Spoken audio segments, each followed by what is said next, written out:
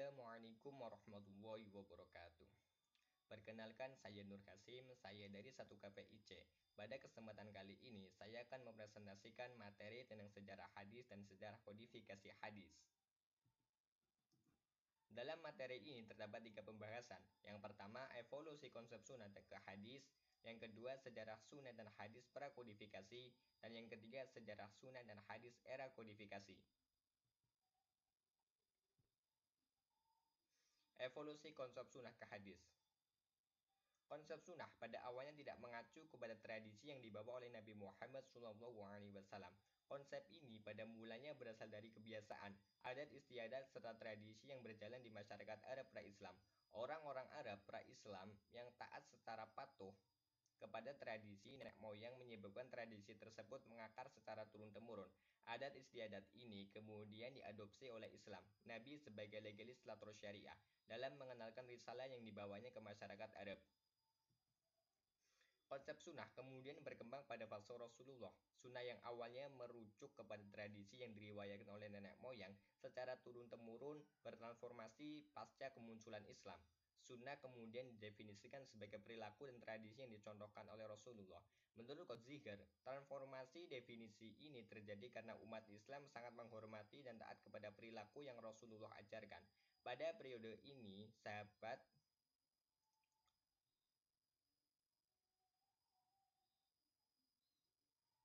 Pada periode sahabat, konsep ini berkembang melalui ijtihad para sahabat yang diterapkan untuk menjawab tantangan pada masa tersebut. Periode berikutnya, sunnah berkembang pada pemahaman madhab-madhab awal. Pada fase ini, sunnah dikenal dengan tradisi yang hidup. Konsep sunnah menjadi kreatif dan menafsirkan tradisi yang berasal dari Nabi SAW.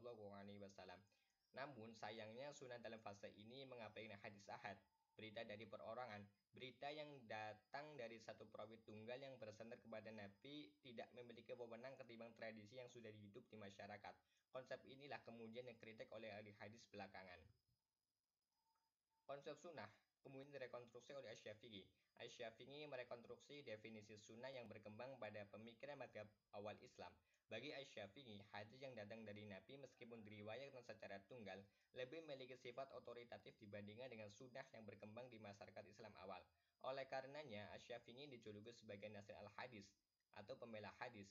Asy-Syafi'i lebih menekankan hadis yang datang dari Nabi ketimbang sunnah yang sudah berjalan cukup lama dan kemudian dipraktikkan di masyarakat. Sunnah bersubstitusi menjadi hadis ketika sunnah didefinisikan oleh Asy-Syafi'i atau masa sudahnya. Periode ini tidak lagi bersitegang dengan pemikiran konsep sunnah, akan tetapi perkembangan sunnah dan hadis pada periode ini mengalami konflik antara ahli-ahli bid'ah dan para pemalsu hadis. Oleh karenanya, pada periode ini para ahli hadis tidak lagi berbenturan dalam pemikirannya tentang konsep sunnah. Fokusnya adalah menciptakan ilmu-ilmu baru tentang hadis dalam menjawab permasalahan yang terjadi di masyarakat pada fase itu. Ini menggambarkan bahwa sebetulnya sunnah diadopsi oleh Islam melalui sunnah yang berkembang pada masyarakat Arab Jahiliyah. Artinya Nabi tetap mengadopsi sunnah yang telah ada pada fase itu, supaya tidak berbenturan dengan ajaran yang dibawanya. Akan tetapi ada sunnah-sunnah yang diadopsi oleh Nabi, ada sunnah yang dimodifikasi, serta ada sunnah yang betul-betul ditolak oleh Nabi. Historitas tentang sunnah berbicara tentang gamblangnya konsep sunnah pada fase awal Islam, kemudian menyempitkan definisinya di periode setelahnya. Seterusnya, konsep sunnah kemudian berkembang pada periodisasi berikutnya karena menjawab tantangan zaman, supaya Islam menjadi agama yang soleh likulli zaman wa makan.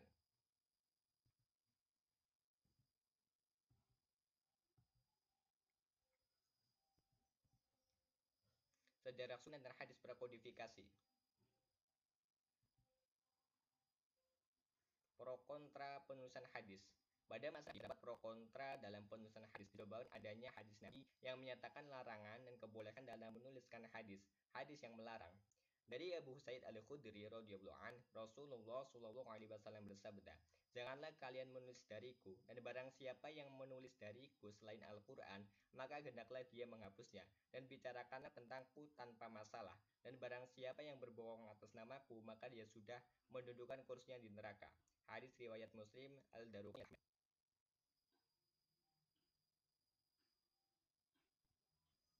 Hadis yang membolehkan. Dari Abu Hurairah radhiyallahu an, Rasulullah shallallahu alaihi wasallam berkhutbah pada Haji Wada. dan menyebutkan sebuah kisah dalam sebuah hadis. Kemudian ada sahabat Abu Syah berkata, "Tolong tuliskan untuk saya apa yang engkau khutbahkan, wahai Rasulullah SAW." Rasulullah SAW pun berkata kepada beberapa orang sahabat, "Kalian tuliskan untuk Abu Syah." Hadis riwayat Bukhari Muslim. Dengan adanya dua hadis yang saling bertentangan, maka para ulama menempuh cara untuk menggabungkan versi tersebut dengan alternatif. Yang pertama, larangan penulisan hadis tersebut dihapus dengan hadis-hadis yang membolehkan untuk menuliskan hadis. Dan yang kedua, larangan penulisan hadis berlaku apabila hal itu dilakukan dalam satu lembar bersamaan dengan Al-Quran. Metode penyampaian hadis. Terdapat 5 penyampaian hadis. Yang pertama, melalui majelis ilmu atau pengajian-pengajian. Rasulullah SAW menyampaikan ajaran-ajaran Islam kepada para sahabat.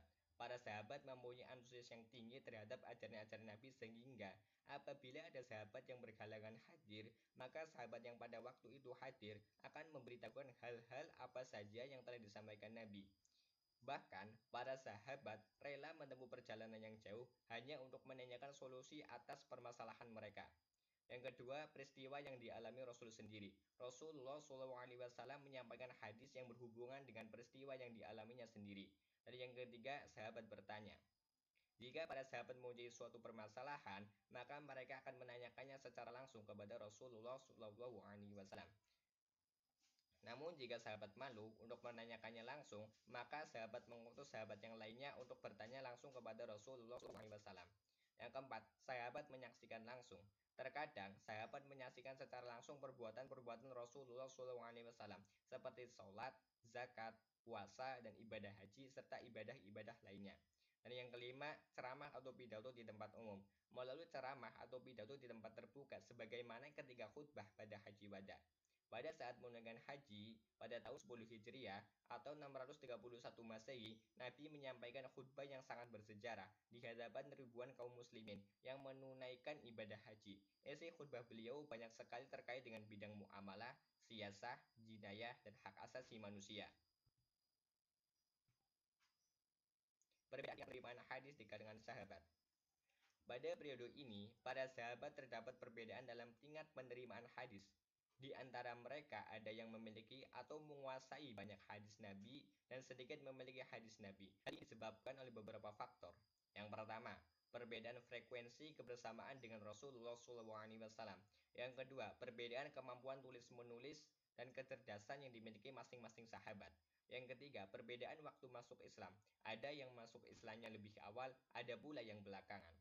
Para sahabat tergolong banyak menerima hadis Rasulullah SAW. Terdapat beberapa kelompok, di antaranya yang pertama, as-sabiqun al-awwalun, seperti al-khulafaur rasyidin, yaitu Abu Bakar As-Siddiq, Umar bin Khattab, Utsman bin Affan, dan Ali bin Abi Thalib. Kemudian yang kedua, mereka yang senantiasa bersama Rasulullah SAW dan bersungguh-sungguh menghafal hadis, seperti Abu Hurairah, atau mereka yang mencatatnya, seperti Abdullah bin Amr bin As. Dan yang ketiga, mereka yang memiliki usia panjang, seperti Anas bin Malik dan Abdullah bin Abbas radhiyallahu anhu.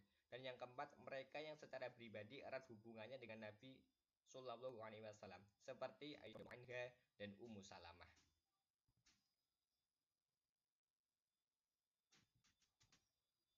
Penjagaan hadis dan Al-Quran pada masa Nabi. Hadis-hadis dan ayat-ayat Al-Quran yang telah diterima oleh para sahabat dan dari Nabi Shallallahu Alaihi Wasallam, dalam penjagaannya banyak para sahabat yang menghafalkan hadis dan ayat Al-Quran serta menuliskannya. Hanya saja penulisan pada masa Nabi sifatnya masih individu.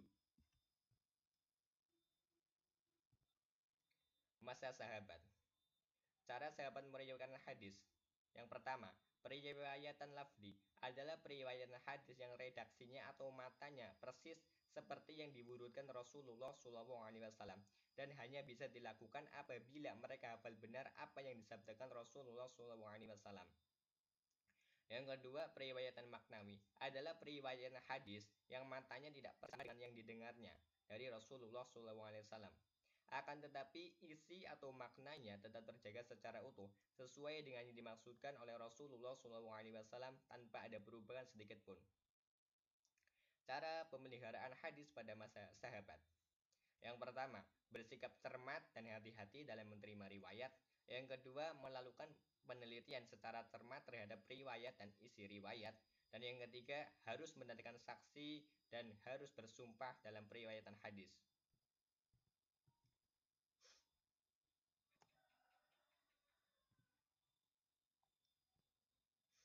Sejarah sunnah dan era kodifikasi hadis. Definisi kodifikasi hadis. Secara bahasa, kodifikasi diambil dari bahasa Arab yaitu tadwin yang berarti mengumpulkan dan menyusun. Secara istilah, kodifikasi adalah penulisan dan pembukuan hadis secara resmi atas perintah khalifah, bukan atas inisiatif sendiri. Faktor yang melatar belakangi kodifikasi. Yang pertama, Al-Quran telah dibukukan dan tersebar luas sehingga tidak dikhawatirkan lagi akan bercampurnya dengan hadis. Yang kedua, para perawi hadis banyak yang telah wafat. Yang ketiga, daerah kekuasaan Islam semakin luas. Peristiwa-peristiwa yang dihadapi umat Islam semakin kompleks. Hal ini tentu memerlukan penduduk hadis sebagai sumber agama. Dan yang keempat, pemalsuan hadis semakin merajalela kalau dibiarkan dapat mengancam kemurnian dan kelestarian hadis.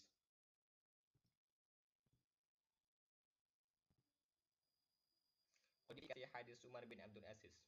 Umar bin Abdul Aziz yang dikenal secara umum dari kalangan penguasa yang memprakarsai pembukaan hadis Nabi Shallallahu Alaihi Wasallam secara resmi.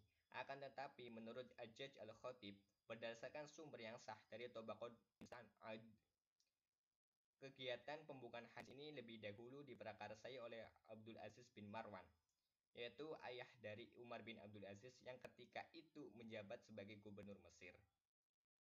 Riwayat tersebut menceritakan bahwa Abdul Aziz telah meminta Kasri ibnu Murrah al-Hadrami, seorang tabi'in di Himso yang pernah bertemu dengan tidak kurang dari 70 veteran Badar dari kalangan sahabat, untuk menuliskan hadis-hadis Nabi SAW yang pernah diterimanya daripada sahabat selain Abu Hurairah, dan selanjutnya mengirimkannya kepada Abdul Aziz sendiri. Dan Abdul Aziz menyatakan bahwa hadis-hadis yang diriwayatkan oleh Abu Hurairah sudah dimiliki catatan yang didengarnya sendiri secara langsung. Perintah tersebut adalah pertanda bahwa telah dimulainya pembukaan hadis secara resmi yang diprakarsai oleh penguasa, dan hal tersebut terjadi pada tahun 75 Hijriah.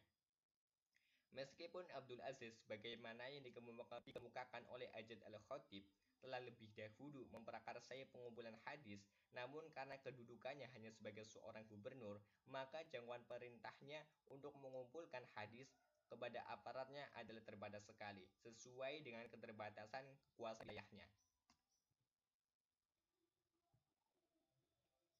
Kodifikasi hadis secara resmi dalam jangkauan yang luas dilakukan pada masa kekhalifahan Umar bin Abdul Aziz dengan memberikan instruksi para gubernur-gubernur dan ulama di semua wilayah Islam untuk menghimpun dan menulis hadis-hadis Nabi. Abu Bakar bin Muhammad bin Hazm, gubernur di Madinah, adalah di antara gubernur yang menerima instruksi Umar bin Abdul Aziz untuk mengumpulkan hadis. Dalam instruksinya tersebut, Umar memerintahkan Ibnu Hazm untuk menuliskan dan mengumpulkan hadis yang berasal dari koleksi Ibnu Hazm sendiri, koleksi Amroh bin Abdurrahman yang merupakan seorang faqih dan muridnya Sayyidah Aisyah radhiyallahu anha, kemudian koleksi dari Al-Qasim bin Muhammad bin Abu Bakar As-Siddiq, seorang pemuka tabi'in dan salah seorang dari fuqaha yang 7.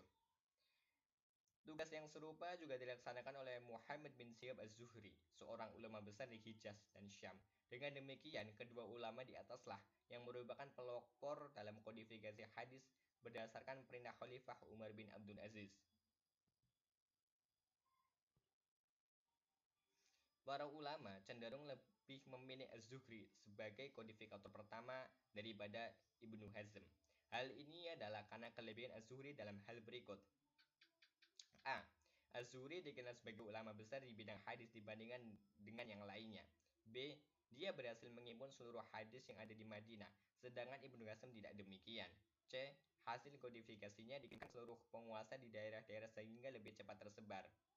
Meskipun Ibnu Hazm dan Az-Zuhri telah berhasil menghimpun dan mengkodifikasikan hadis, akan tetapi karya kedua ulama tersebut telah hilang dan tidak bisa dijumpai lagi sampai sekarang. Para ulama hadis yang berperan dalam menghimpun dan menuliskan hadis setelah Ibnu Hazm dan Az-Zuhri kurang lebih jumlahnya ada 9. Yang pertama ada Abdul Malik bin Abdul Aziz bin Juraid al-Basri di Mekah. Yang kedua ada Malik bin Anas dan Muhammad bin Ishaq di Madinah. Dan yang ketiga ada Robi As-Subih dan Sa'id bin Abi Arubah dan Hamad bin Salamah di Basrah. Dan yang keempat ada Sufyan al-Thawri di Kufah. Dan kelima ada Khalid bin Jami' al-Abdi dan Ma'mar bin Rasyid di Yaman. Yang keenam ada Abdurrahman bin Amr al-Auzad di Syam.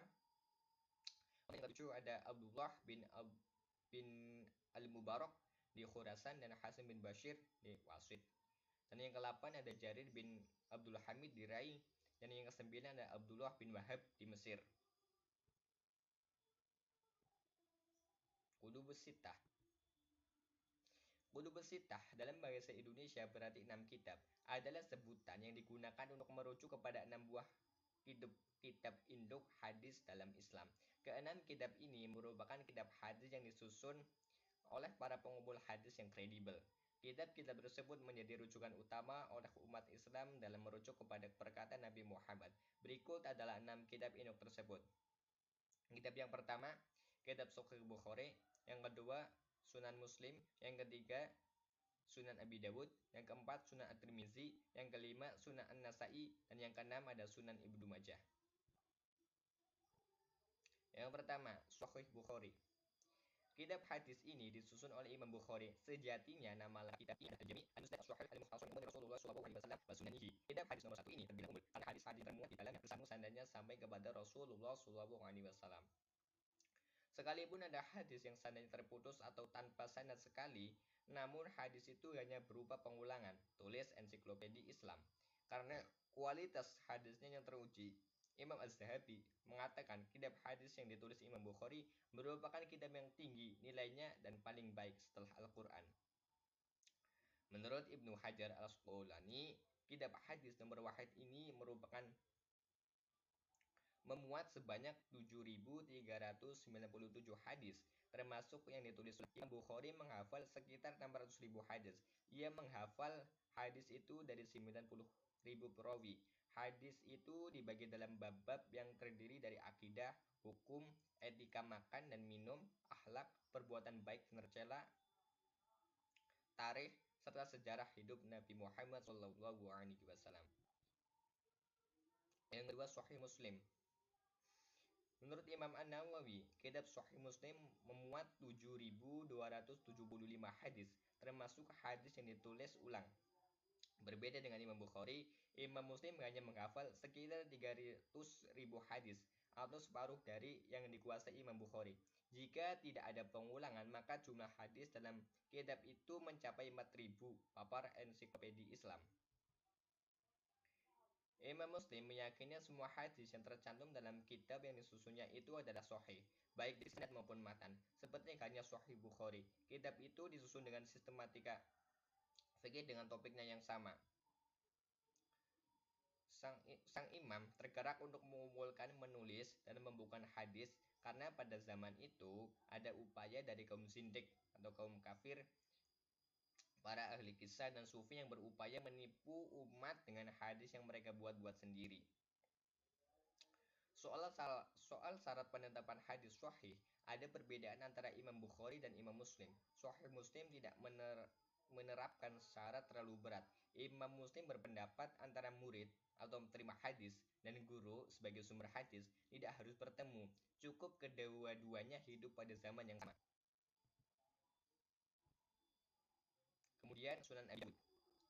Kini membuat 5.274 hadis, termasuk yang diulang. Sebanyak 4.800 hadis yang tercantum dalam kitab itu adalah hadis hukum. Di antara imam yang kitabnya masuk dalam Kutub As-Sittah, Abu Dawud merupakan kitab yang paling faqih. Babar ensiklopedia Islam, karenanya Sunan Abu Dawud dikenal sebagai kitab hadis hukum. Para ulama hadis dan fikih mengakui bahwa seorang mujtahid cukup merujuk kepada kitab hadis itu dan Al-Quran. Ternyata Abu Dawud menerima hadis itu dari dua imam hadis terdahulu, yakni Imam Bukhari dan Muslim. Berbeda dengan kedua kitab yang disusun kedua gurunya, itu Sunan Abi Dawud mengandung hadis hasan dan do'if. Kitab hadis tersebut juga banyak disyarah oleh ahli hadis sesudahnya.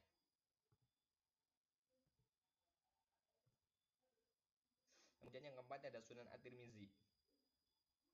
Kitab ini juga dikenal dengan nama Jami' at-Tirmizi. Karya Imam at-Tirmizi 3.999 hadis, terdiri dari yang sahih, hasan, dan do'if. Bahkan, menurut Ibnu Qayyim al-Jauziyah, di dalam kitab itu tercantum sebanyak 30 hadis palsu. Namun, pendapat itu dibantah oleh ahli hadis dari Mesir, Abu Syuhbah. Jika dalam kitab itu terdapat hadis palsu, pasti Imam At-Tirmizi pasti akan menjelaskannya, tutur Syuhbah. Menurut dia, At-Tirmizi selalu memberi komentar terhadap kualitas hadis yang dicantumkannya. Kemudian yang kelima ada Sunan An-Nasai. Kitab ini juga dikenal dengan nama Sunan Al-Mujtaba. An-Nasai menyusun kitab itu setelah menyeleksi hadis-hadis yang tercantum dalam kitab yang juga ditulisnya berjudul As-Sunan Al-Kubro yang masih mencampurkan antara hadis sahih, hasan, dan do'if. Sunan An-Nasai berisi 5.671 hadis yang menurut Imam An-Nasai adalah hadis-hadis yang sahih. Dalam kitab ini hadis do'if terbilang sedikit sekali, sehingga sebagian ulama ada yang meyakini kitab itu lebih baik dari Sunan Abi Dawud dan Sunan At-Tirmizi. Tak heran jika para ulama menjadikan kitab ini rujukan setelah Al-Bukhari dan Sahih Muslim.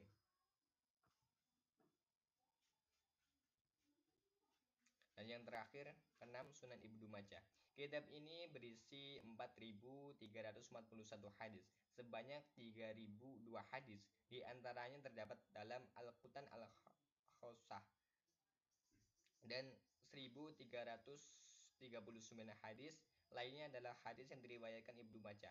Awalnya para ulama tak memasukkan kitab hadis ini ke dalam jajaran kutubus sittah karena di dalamnya masih bercampur antara hadis sahih, hasan, dan do'if. Hadis pertama yang memasukkan kitab ini ke dalam jajaran 6 hadis utama adalah Al-Hafiz Abu Al-Fadl Muhammad bin Thohir Al-Maqdisi yang wafat pada tahun 507 Hijriah. Demikian pemaparan materi dari saya, segala kekurangannya saya mohon maaf. Wassalamualaikum warahmatullahi wabarakatuh.